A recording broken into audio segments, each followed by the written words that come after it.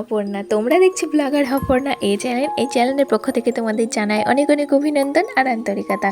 তোমরা কেমন আছো? আশা করি তোমরা ভালোই আছো আর আমিও বেশ আছি, আর আশা রাখছি ব্লগটি ভালো লাগবে। তো দেখো, সকাল সকাল ওই কালকের কিছু জামা কাপড় ছিল যেগুলো ভিজা, তো সেগুলো মেলে দিলাম, আর যেগুলো শুকিয়ে গেছে ভাঁজ করে রাখলাম।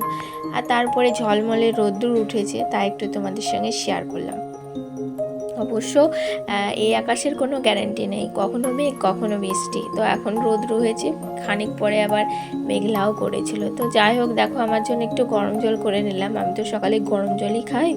তো দেখো এখন গরম জলটা খেয়ে নেবো, আর ওইদিকে ছেলে মেয়ে ম্যাগি খেয়ে নিচ্ছে। তো সেটা তো সকালের ভিডিওগুলো খুব একটা আমি শেয়ার করতে পারি না, বাসি কাজকর্মগুলো হয়ে যায়, মেয়ে স্কুল চলে যায়, হাজব্যান্ড কাজে চলে যায়, তারপর থেকে আমি ভিডিওগুলো শ্যুট করি। তো তারপরে আমি রান্নাটা বসিয়ে দিই।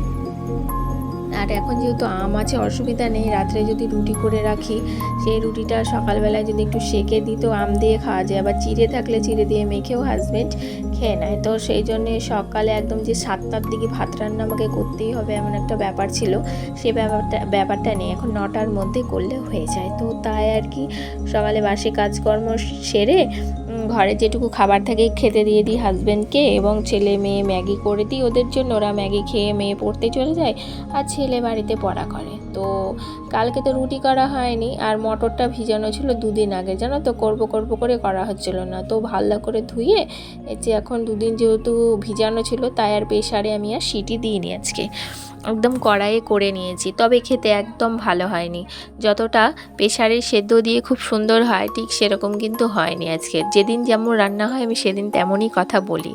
তো দেখো, তারপর রুটি করে নিচ্ছি, এটা বলতে পারো হাজব্যান্ডের আবদারেই রান্না। তো ওই বললো ঘুগনি রুটি করতে সকাল সকাল, তাই ঘুগনি রুটিটা করে নিচ্ছি। আর ঘুগনি রুটি খেয়ে বন্ধুরা আমার কি অবস্থা হয়েছিল কি বলবো, একদম খুব শরীর খারাপ করছিল, পেট একদম চড়ে গেছিলো, কি জানি কেন এরকম হয়েছিল।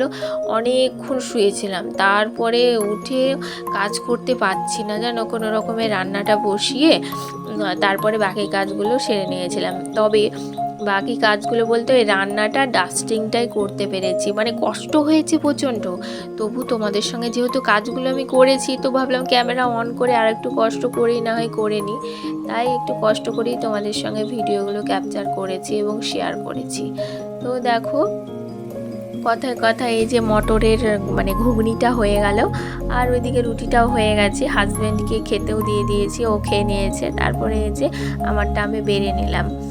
তো এই যে এখন বেড়ে নিলাম, এখন আমি ব্রেকফাস্টটা করে নেব। আর তারপরে যে ছেলে মেয়েকেও দিয়ে দিয়েছি, আর একটা আম কেটে দিয়েছি মেয়েকে, মুখের ঘা হয়েছে তো খেতে পারছে না, তো সেই জন্যে একটু আম দিয়ে যদি খেতে পারে তাই দিলাম। আর তরকারি তো ঝাল লাগবে। আর এই যে মাছের ডিম নিয়ে এসছে, আর আমার জন্য হাওড়া রুইয়ের লেজার পিস পেয়েছিল, তো সেটাই নিয়ে এসছে। তারপরে এই যে মাছের ডিমগুলো ভেজে নিচ্ছি। এখন কটা জানো, ওই অনেকক্ষণ শুয়েছিলাম, 11টার দিকে উঠেছি, উঠে এই যে মাছের ডিম আর মাছটা ভেজে নিচ্ছি, আর ওইদিকে তো ভাতটা বসিয়ে দিয়েছি, দিয়ে এই যে ডাস্টিংটা আমি করে নিচ্ছি। আর মোচার তরকারি করেছিলাম জানো তো, সেটা একদম শেয়ার করতে পারিনি। তো এই যে দেখো এখন ডাস্টিংটা সেরে নিচ্ছি, খুব কষ্ট করেই সারছি। আর কি জানি আমার কি হয়েছে যে খুব ঘেমে যাচ্ছি, জানো, একটুতেই ঘেমে যাচ্ছি, শরীর হাঁসফাঁস করছে, সময় সময় বুক ধড়পড় করছে, এরকম যে কেন করছে আমি বুঝতে পারছি না। তো তোমাদের যদি জানা থাকে একটু কমেন্টে জানিও তো যে এরকম কেন করছে। আর তারপরে দেখো এখন বিছানাটা গুছিয়ে নিচ্ছি। আর কতক্ষণ পড়ে থাকবে বলো, 11টা পর্যন্ত পড়েছিল, তো এখন না করলেই না, তাই করে নিচ্ছি। আর যখন করছি তখন ক্যামেরাবন্দি কেন করব না, তাই আমি ক্যামেরাবন্দিটা করলাম, মানে আর একটু কষ্ট করেই বলতে পারো করলাম। তো দেখো এখন বিছানাটা পুরো ডান পারফেক্ট, এবার বাকি ডাস্টিংগুলো একটু সেরে নিচ্ছি। তো আজকে একটু রেস্ট নিয়ে নিলেও হতো, কিন্তু ওই যে ভিডিও শেয়ারের ব্যাপার আছে, তো সেই জন্যেই আরও একটু ডাস্টিংটা করেই নিচ্ছি। আর আলনাটা ভালো করে মুছে নিলাম, আর এবার আলনার নিচটাও মুছে নিচ্ছি। আর আলনার নিচটা মুছে নেওয়ার পরে ওই যে ওপরে যে শোপিসগুলো আছে সেগুলো একটুখানি ঝেড়ে নিচ্ছি, তো ধুলোগুলো যাতে পড়ে যায়। আবার দেখা যাক কবে রুমটা ক্লিনিং করতে পারি। বেশ আস্তে আস্তে 1 সপ্তাহ হয়ে গেল রুম ক্লিনিংয়ের ভিডিও দিয়েছি, এবং ঘরটাও পুরো ডিপ ক্লিন করেছি, আর করা হয়নি। তো এখন দেখা যাক কবে করা যায়, যেদিন করব তো সেদিন ক্যামেরা অন দিয়ে নিশ্চয়ই করব। তো দেখো এখন ছবিটা মুছে নিলাম, আর ওই অপোজিট সাইডে ফ্লাওয়ারটা পড়ে গেছে, তুলাই হচ্ছে না। হাজব্যান্ডকে যত বলছি আজ নয় কাল, কাল নয় পরশু, এরকম করে কাটাচ্ছে জানো।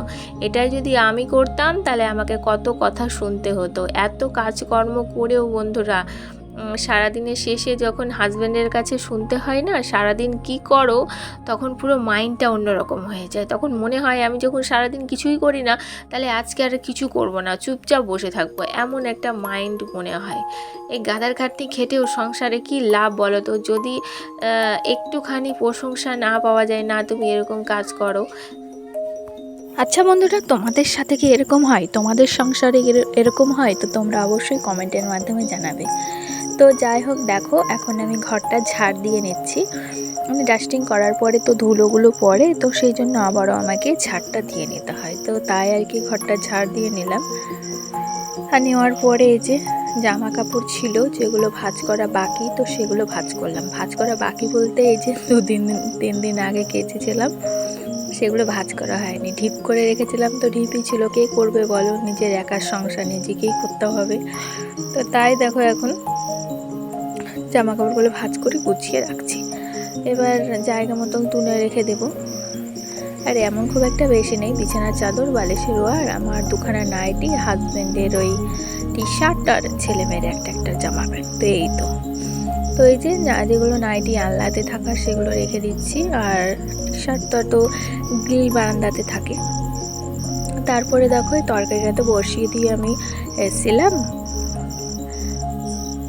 ডাস্টিংটা করতে, তো হয়ে গেছিলো তাই গ্যাসটা অফ করে দিয়েছিলাম। তো এখন নামিয়ে নিলাম, আর নামিয়ে নেওয়ার পরে মিটকেসে তুলে দিলাম, না হলে বাইরে রাখা তো রিক্স, কখন বিড়াল এসে সাঙ্গপাঙ্গ করে দেবে।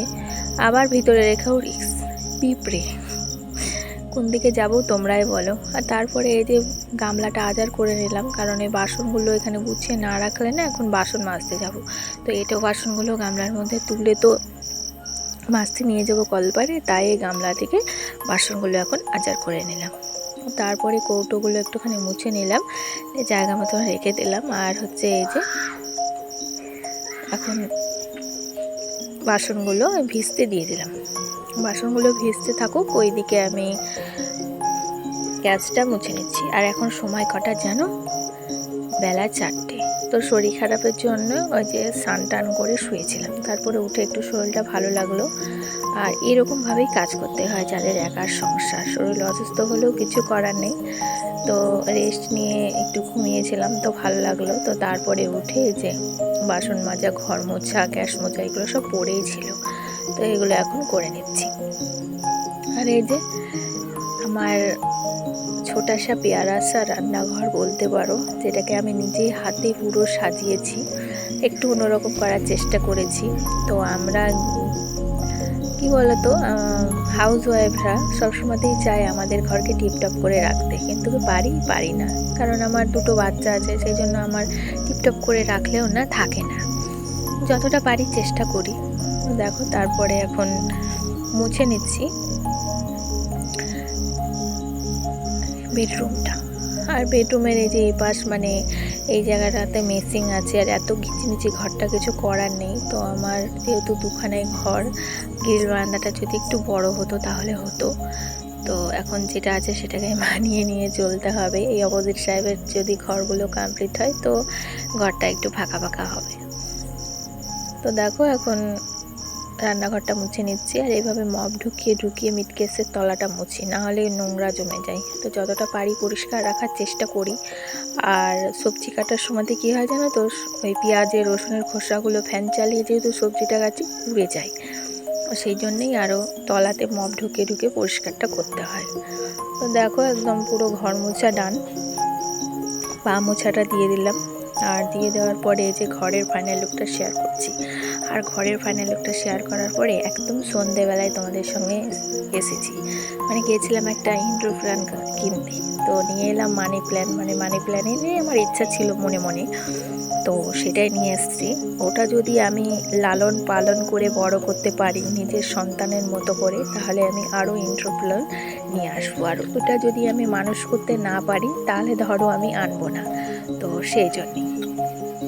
তো দেখো ঘর মোছার পরে এখন বাসনগুলো মেজে নিচ্ছি। আর এই যে সেই সন্ধেবেলার ভিডিও, এই ইনডোর প্ল্যান্টটা নিয়ে এসছে। মানি প্ল্যান্টকে তো ইনডোর প্ল্যান্টই বলে মনে হয়, যেহেতু এগুলো ছাওয়ায় হয়। তো তারপরে আর ভিডিও শ্যুট করিনি। তাহলে চলো আজকের মতো এইটুকুই, দেখা হচ্ছে আগামীকাল। ততক্ষণ তোমরা সকলে খুব ভালো থেকো, সুস্থ থেকো। আর হ্যাঁ, আমার কথা একটু ভেবো। নমস্কার।